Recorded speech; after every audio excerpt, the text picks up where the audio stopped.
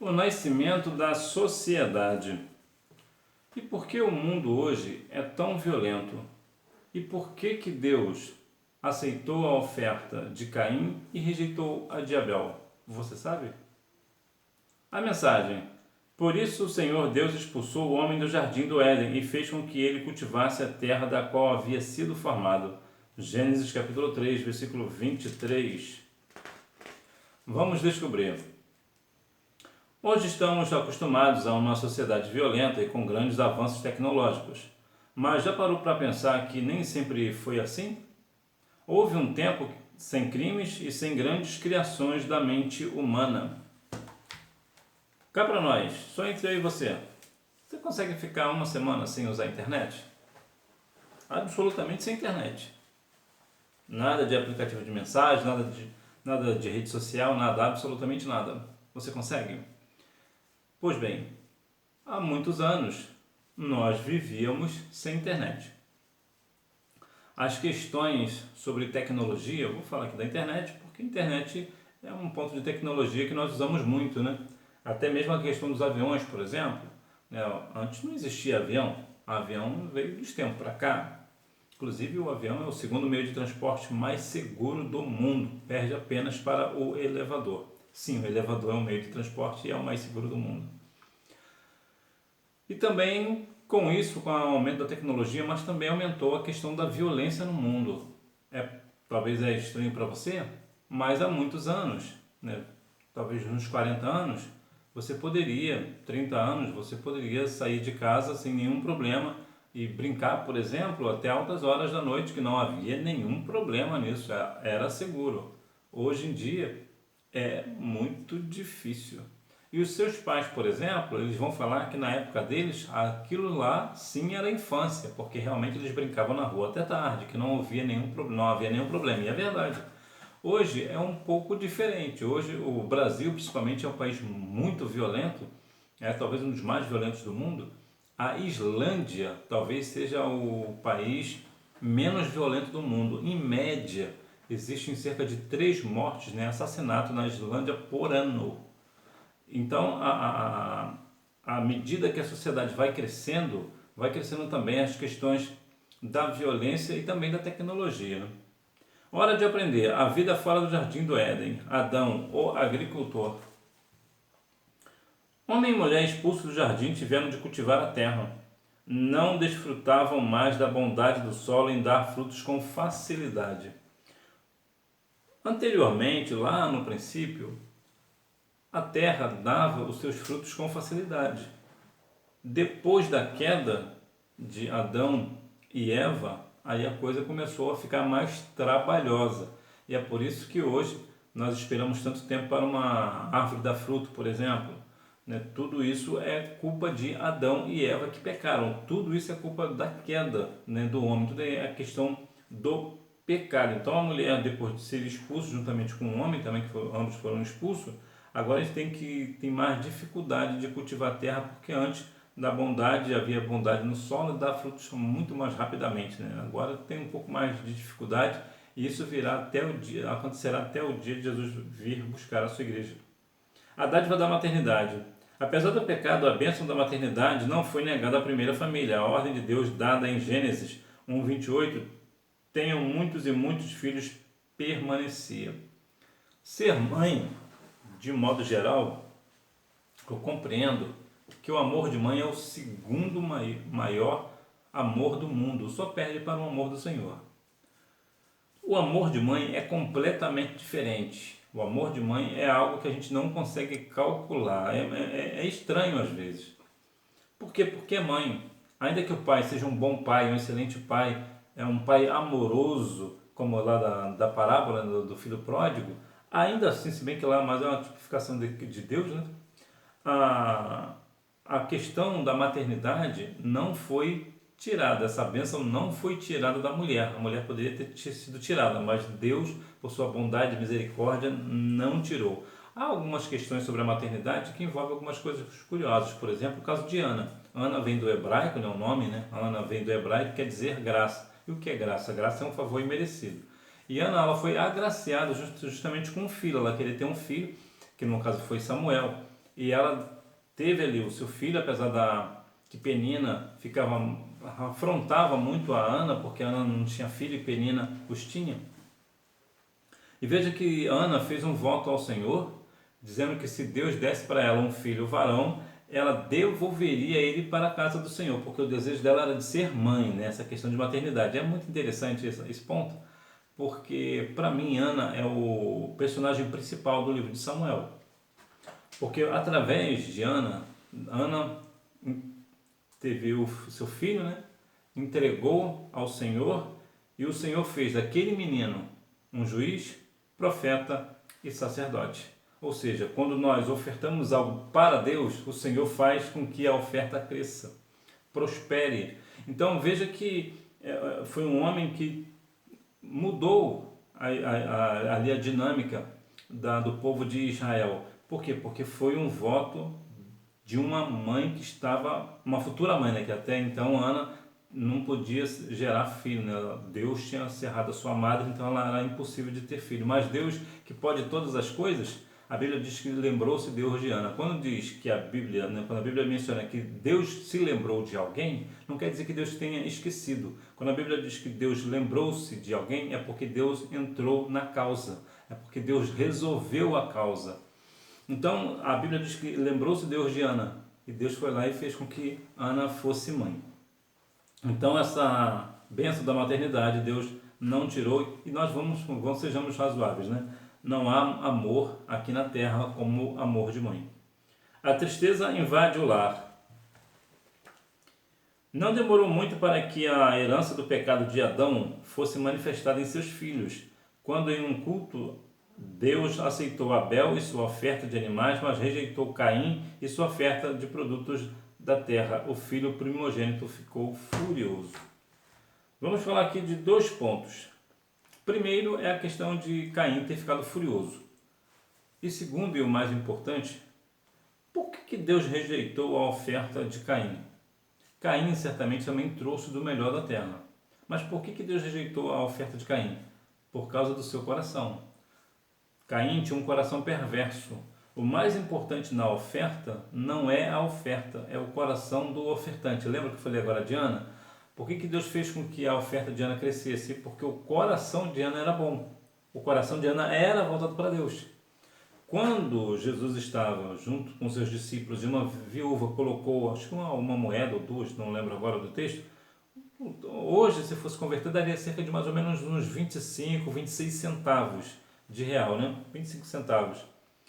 Jesus disse que, olha que interessante, Jesus disse que as pessoas colocavam ali muitas quantias em dinheiro, e Jesus disse, essa viúva, ela deu mais do que os demais, porque ela deu de todo o seu sustento, ou seja, ela confiou completamente no Senhor, por isso que ela depositou tudo.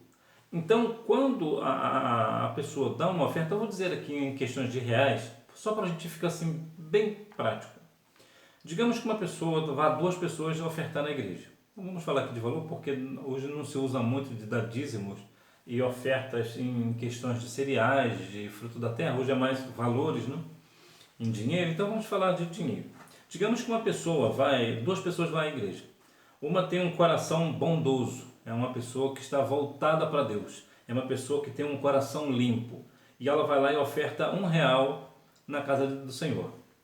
Vem uma outra pessoa que é parecida com essa outra, mas não tem um coração bondoso, quer aparecer aos homens e coloca lá R$1.000 de oferta.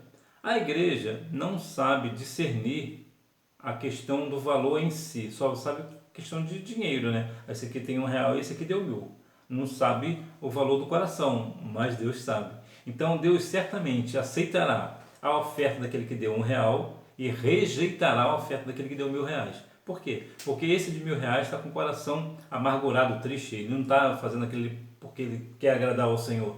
Ele está fazendo para aparecer aos homens. E quando nós ofertamos ao Senhor, na casa de Deus, para agradar ao homem, o Senhor rejeita a oferta. Até porque nós venhamos combinar o seguinte, Deus não precisa da minha oferta, Deus não precisa do meu dízimo, assim também como Deus também não precisa do dízimo de ninguém. E por que não? Porque dele é o ouro e a prata. Foi ele que criou todas as coisas, todas as riquezas no mundo que existe, foi Deus quem criou, é de Deus, é do Senhor, então ele não precisa.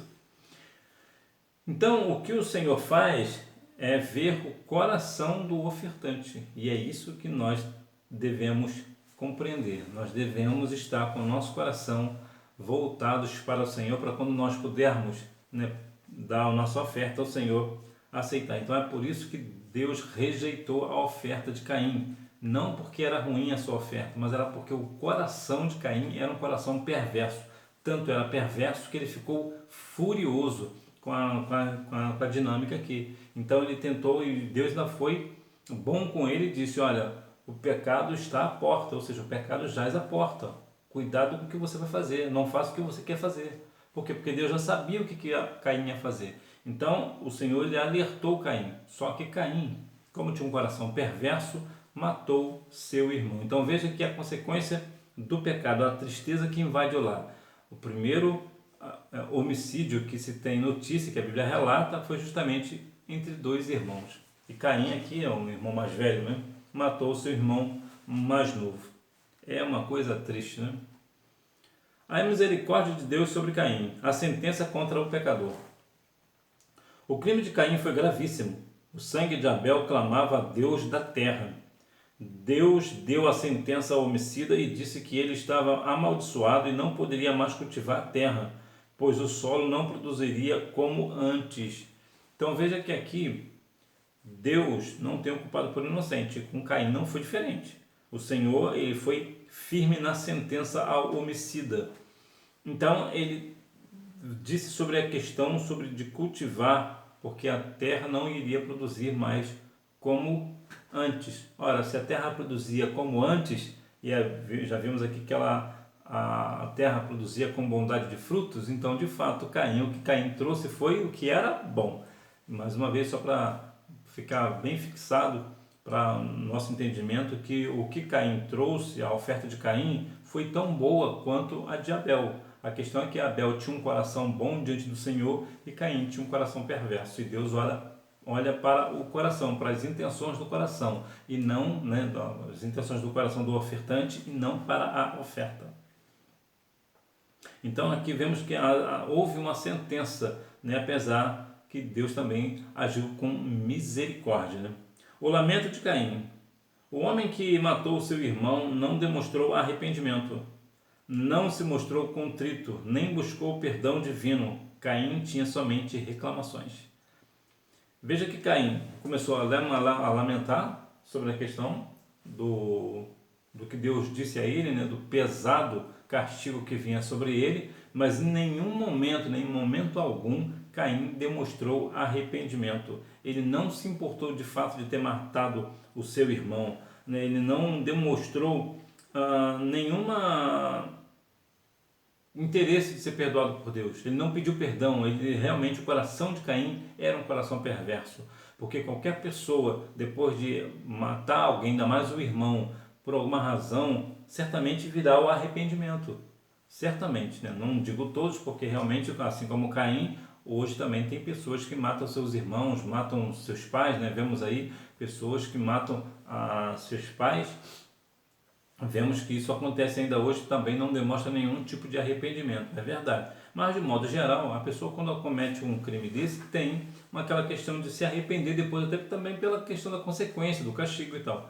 Mas Caim não procurou perdão e também não demonstrou nenhum arrependimento, nenhuma questão de estar triste o coração. Ele não demonstrou nada, absolutamente nada. Era uma pessoa completamente perversa. A misericórdia divina. Deus não matou o homicida e deu a ele a chance de continuar a viver. São as misericórdias do Senhor a causa de não sermos consumidos. Elas estão presentes em todo o tempo. Veja que Deus permitiu que Caim não morresse ou não tivesse uma outra sentença pior. Deus permitiu que ele vivesse. O que é isso? A misericórdia do Senhor. As misericórdias do Senhor são a causa de nós não sermos consumidos. Tem aqui essa referência nos traz uma coisa muito interessante, que é Lamentações 3, 22 e 23. Deve ser o 23 que eu estou querendo.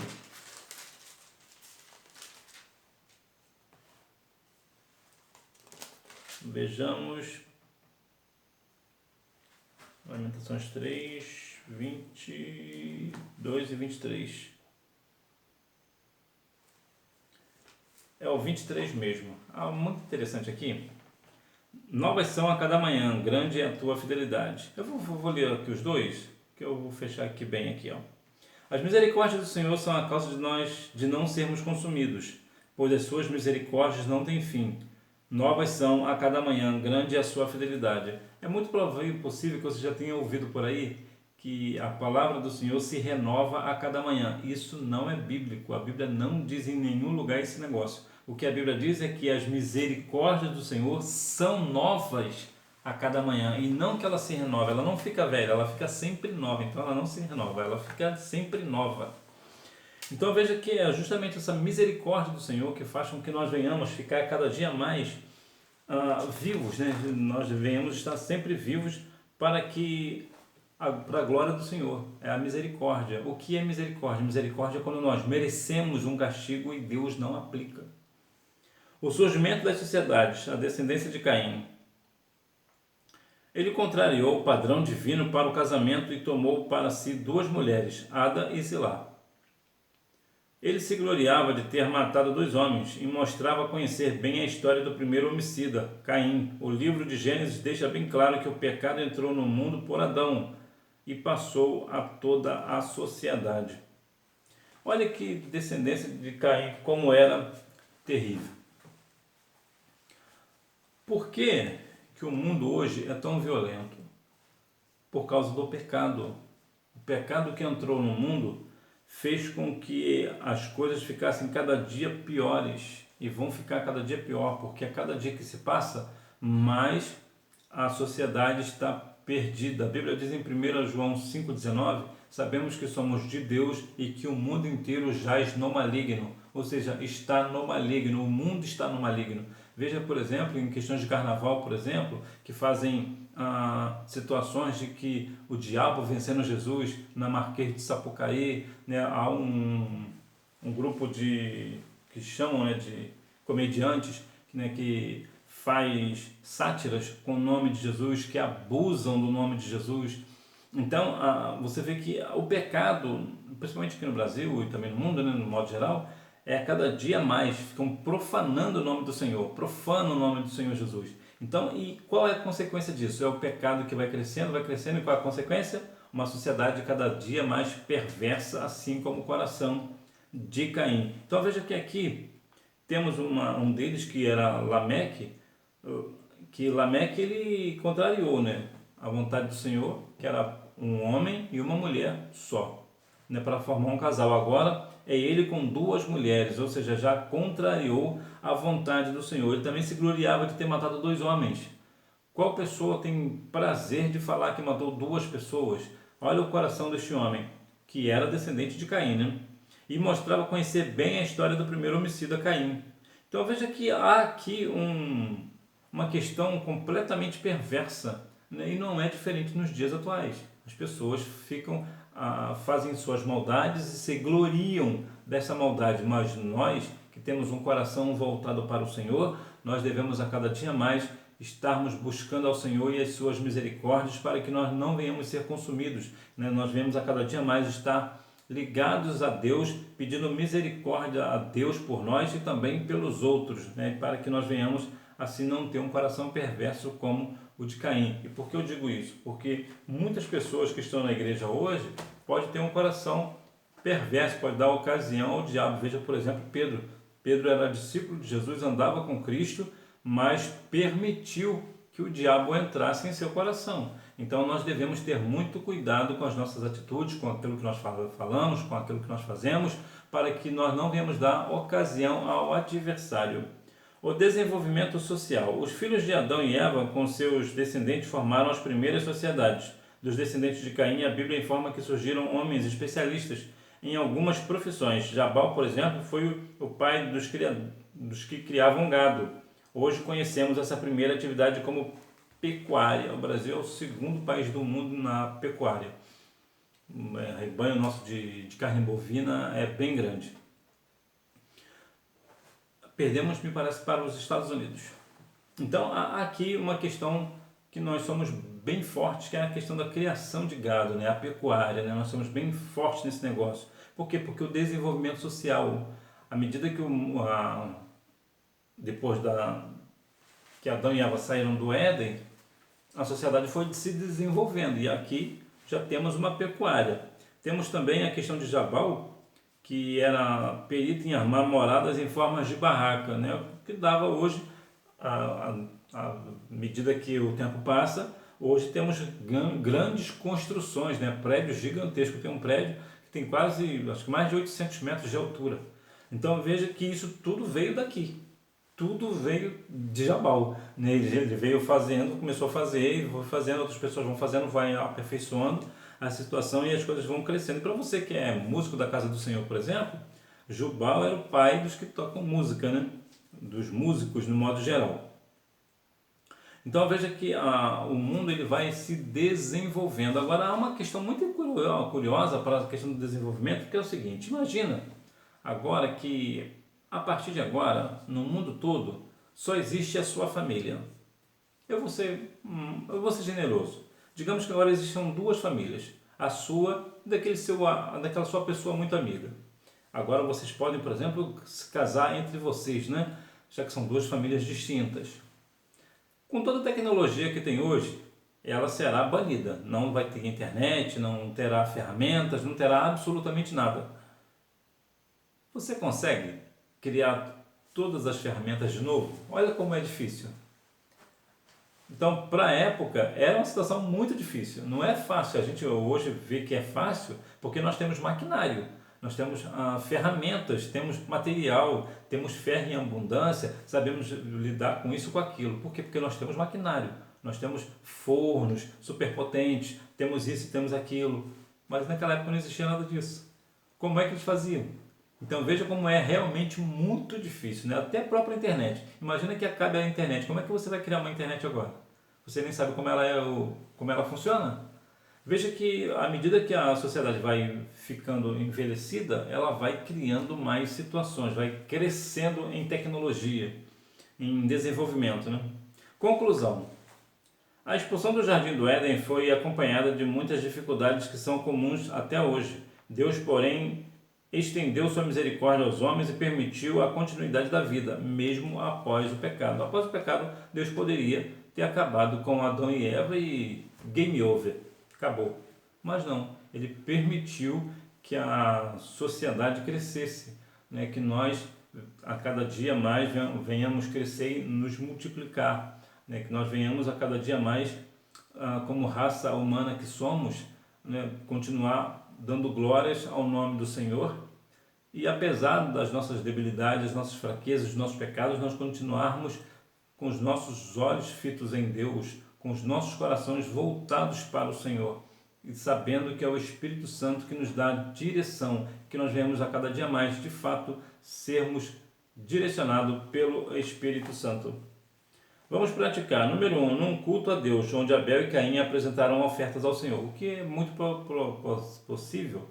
Também, pelo menos biblicamente falando, foi o primeiro culto que se tem notícia, foi justamente um culto de oferta ao Senhor, né, que foi de Caim e Abel. Portanto, número 1, num culto a Deus, onde Abel e Caim apresentaram ofertas ao Senhor. Número 2, Lameque, descendentes de Caim. Número 3, responda assim de cima para baixo, C-A-B. E que Deus em Cristo continue abençoando a sua vida poderosamente e que nós venhamos ser e observar cada dia mais o nascimento da sociedade, como ela nasceu, como foi crescendo, como ela está hoje, né? E que Deus em Cristo continue abençoando a sua vida, que você não deixe de ir à escola bíblica dominical, até porque quem faz a escola é o aluno. Tchau!